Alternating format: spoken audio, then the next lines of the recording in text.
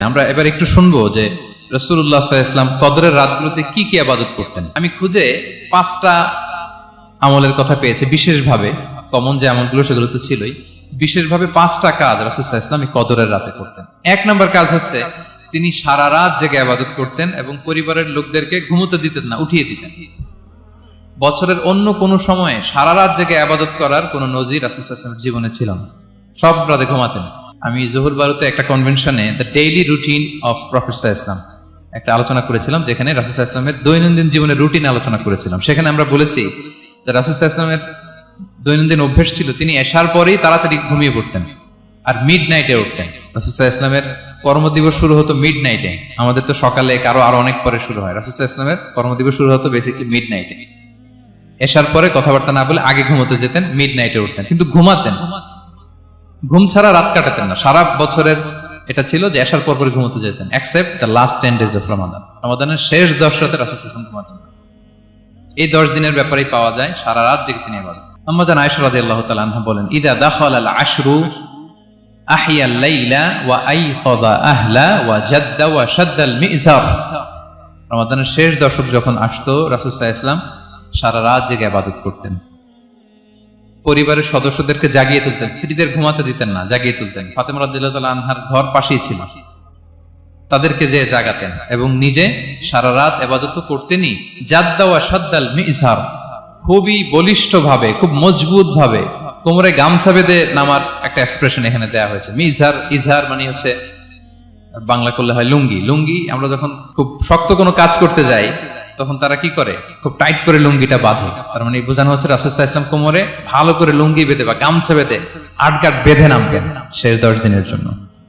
এই সময় তিনি মানে কাউকে কেমন যেন চিনতেন না, সবসময় ইবাদতে মগ্ন থাকতেন।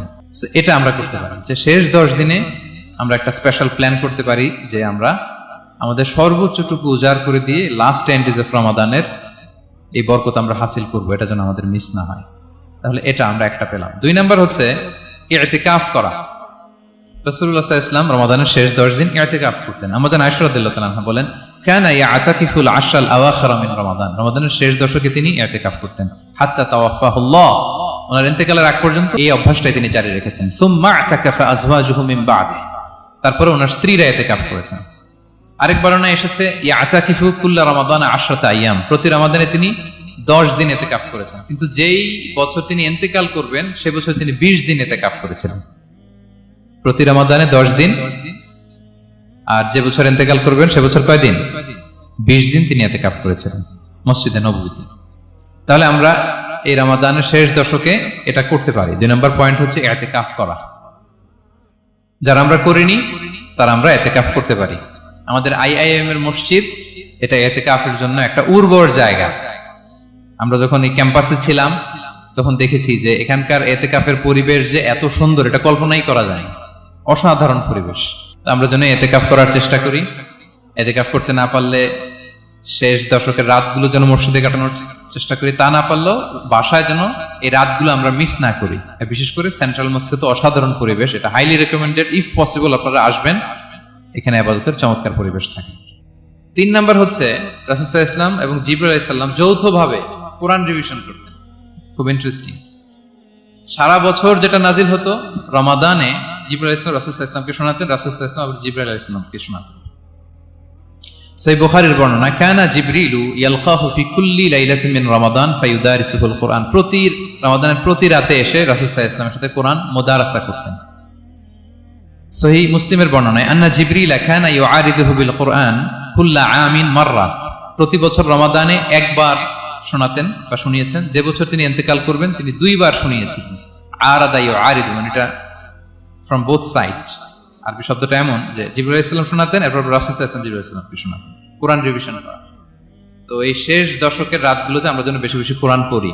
কোরআন তেলাওয়াত, কোরআনিক রিসাইটেশন হতে পারে, কোরআনের অর্থ পড়া হতে পারে, তাদাব্বুরে কোরআন হতে পারে, কোরআনের হালাকায় জয়েন করা হতে পারে। ইন ইটস এনি ফর্ম আমরা যেন কোরআনের সাথে অ্যাটাচমেন্টটা বাড়াই লাস্ট 10 days অফ রমাদানে। 4 নাম্বার কিয়ামুল লাইল করা। রাসূল সাল্লাল্লাহু আলাইহি ওয়াসাল্লাম কিয়ামুল লাইল করতেন এবং কিয়ামুল লাইল শব্দটাকে রাসূল সাল্লাল্লাহু আলাইহি ওয়াসাল্লাম কদরের সাথে জুড়ে দিয়েছেন।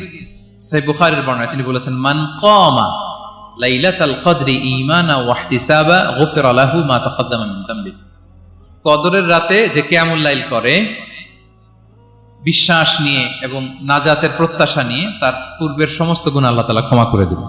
তাহলে কিয়ামুল লাইলটা রাসূল সাল্লাল্লাহু আলাইহি ওয়াসাল্লাম বিশেষভাবে কদরের রাতের সাথে সম্পৃক্ত করেছেন। আমরা যেন প্রতি রাতে কিয়ামুল লাইল করি, লম্বা সময় যেন দাঁড়িয়ে থাকি, লম্বা সময় কোরআনিক রেসাইটেশন করি দাঁড়িয়ে থেকে, লম্বা সময় রুকু, লম্বা সময় সিজদা, স্পেশালি সিজদা।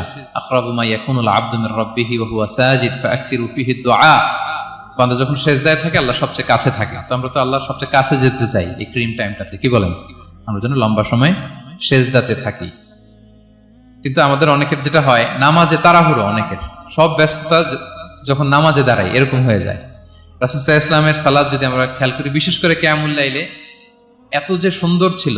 আম্মা জান আয়েশা রাদিয়াল্লাহু তাআলা আনহাকে জিজ্ঞেস করা হয়েছিল যে, হে আম্মা জান, রাসূল সাল্লাল্লাহু আলাইহি ওয়াসাল্লামের কিয়ামুল লাইল কেমন ছিল, কিভাবে কিয়ামুল লাইল করতেন? আম্মা জান আয়েশা, দেখেন ওনার এক্সপ্রেশনটা কত সুন্দর। তিনি বলেছেন, ফালা তাসআল আন হুসনিহিন্না ওয়া তুলিহিন্না। রাসূল সাল্লাল্লাহু আলাইহি ওয়াসাল্লামের কিয়াম যে কত সুন্দর ছিল, কত লম্বা ছিল, আমায় জিজ্ঞেস করো না, আমি বলতে পারবো না। আমরা অনেক সময় যখন খুব বেশি চমৎকার কিছু হয় তো আমরা কি বলি, ভাই এত সুন্দর ছিল, আমি বোঝাতে পারবো না। এরকম বলি না যে এত অসাধারণ, আমি বলে বোঝাতে পারবো না? বাংলাতেও কিন্তু আমরা বলি এত চমৎকার, বলে বোঝাতে পারবো না, শব্দের বুননে, ভাষার বুননে আমি ফুটিয়ে তুলতে পারবো না। আমাদের আয়েশা এটাই বলেছিলেন, ফালা তাসআল আন হুসনিহিন্না ওয়া তুলিহিন্না। রাসূল সাল্লাল্লাহু আলাইহি ওয়াসাল্লামের রাতের নামাজ কিয়ামুল লাইল যে কত সুন্দর ছিল, কত দীর্ঘ ছিল, লম্বা ছিল, আমায় জিজ্ঞেস করো না, আমি বলে বোঝাতে পারবো না। সুবহানাল্লাহ, আলহামদুলিল্লাহ। আমরা যেন লম্বা সময় কিয়ামুল লাইল করি। আমাদের আয়েশা রাদিয়াল্লাহু তাআলা আনহা আরো বলেন, কানা ইয়াকুমু মিনাল লাইলি হাত্তা তাতাফাত্তারা কদামা। এত দীর্ঘ সময় দাঁড়িয়ে থাকতেন, থাকতে থাকতে ওনার পা ফুলে যেত, পা দুটো ফুলে যেত। আপনিও দীর্ঘ সময় দাঁড়িয়ে দেখেন যে পায়ে ঝিম ধরে যাবে, পা ফুলে যাবে, এটা করতেন রাসূল সাল্লাল্লাহু আলাইহি ওয়াসাল্লাম।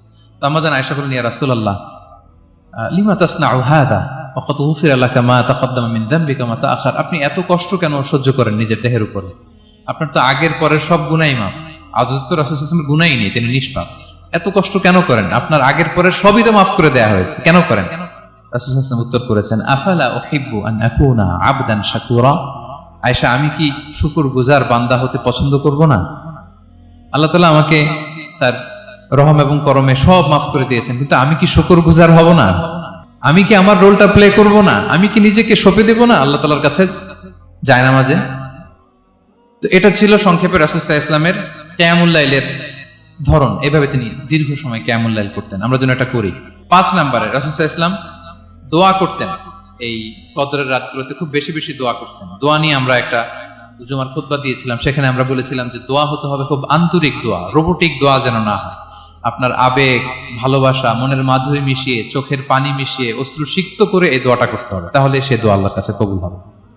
আমরা যেন আমাদের ভাব, আবেগ সব ঢেলে দিতে পারি আমাদের দোয়াতে, আমাদের সিজদায়, আমাদের কিয়ামুল লাইলে। এবং যে কোনো ভাষায় কোরআনিক দোয়াগুলো রেকমেন্ডেড, হাদিসের মাসুরগুলো রেকমেন্ডেড। তাছাড়া আপনার নিজের ভাষায় আপনার কি চাওয়া, আপনার কি আকাঙ্ক্ষা, আপনার মনের কষ্ট, যাতনা সবকিছু আপনি আল্লাহ তাআলার কাছে পেশ করুন। আম্মা জান আয়েশা জিজ্ঞেস করেছিলেন, ইয়া রাসূলুল্লাহ, আমি যদি কদর পেয়ে যাই আমি কি বলবো এ রাতে? মা আদউ, কি দোয়া করব? রাসূল সাল্লাল্লাহু আলাইহি ওয়াসাল্লাম বললেন, তাকুলিন, আয়েশা তুমি বলবে, আল্লাহুম্মা ইন্নাকা আফুউন তুহিব্বুল আফওয়া ফাআফু আন্নী। আয়েশা তুমি যদি কদরের রাত পেয়ে যাও এটা বলবে, হে আল্লাহ আপনি ক্ষমাশীল, আল্লাহ আপনি ক্ষমাকে পছন্দ করেন, আল্লাহ তাই আপনি আমায় ক্ষমা করেন। হে আল্লাহ আপনি ক্ষমাশীল, আপনি ক্ষমাকে পছন্দ করেন, আল্লাহ আপনি আমাকে ক্ষমা করেন। এই দোয়াটা আমরা যেন বেশি বেশি করি। আমার সাথে সাথে সবাই একটু পড়ুন মেহেরবানি করে, আল্লাহুম্মা ইন্নাকা আফুউন তুহিব্বুল আফওয়া ফাআফু আন্নী। আল্লাহুম্মা ইন্নাকা আফুউন তুহিব্বুল আফওয়া ফাআফু আন্নী। হে আল্লাহ আপনি ক্ষমাশীল, আপনি ক্ষমা করাকে পছন্দ করেন, আল্লাহ আমাকে ক্ষমা করেন। আমরা আমাদের নিজেদের ভাষায় অনেক দোয়া করতে পারবো, কিন্তু রাসূল সাল্লাল্লাহু আলাইহি ওয়াসাল্লামের শেখানো দোয়াগুলো এটা হচ্ছে মানে very precise in wording but comprehensive in meaning. এটার অর্থ, এটার আবেদন অনেক বেশি। আমি অনেক 10টা-20টা বাক্য বলে এত সুন্দর কথা মিলাতে পারবো না। রাসূল সাল্লাল্লাহু আলাইহি ওয়াসাল্লাম যেটা শিখিয়ে দিয়েছেন, আগে আল্লাহর প্রশংসা করলাম, আল্লাহ আপনি ক্ষমাশীল, আবারও প্রশংসা, আল্লাহ আপনি তো ক্ষমা করাকে পছন্দ করেন। যেটা আপনি পছন্দ করেন না ওইটা তো চাচ্ছেন, যেটা আপনার পছন্দ, যেটা আপনি করতে ভালোবাসেন, গাফিরিয যামবি ওয়া কাবিলিত তাওব, আপনি ক্ষমা করাকে পছন্দ করেন, তওবা কবুলকে আপনি পছন্দ করেন, তো সেটাই তো চাচ্ছি আপনার কাছে। আপনি আমার তওবা কবুল করুন, আল্লাহ আপনি আমাকে ক্ষমা করুন। So, এই দোয়াটা প্রত্যেক রাতে যেন আমরা বেশি বেশি করি সম্মানিত সুধী। এবং এই যে রিমাইন্ডার গুলো শুনলাম, এটা রমাদানের পরেও যেন আমরা অব্যাহত রাখি।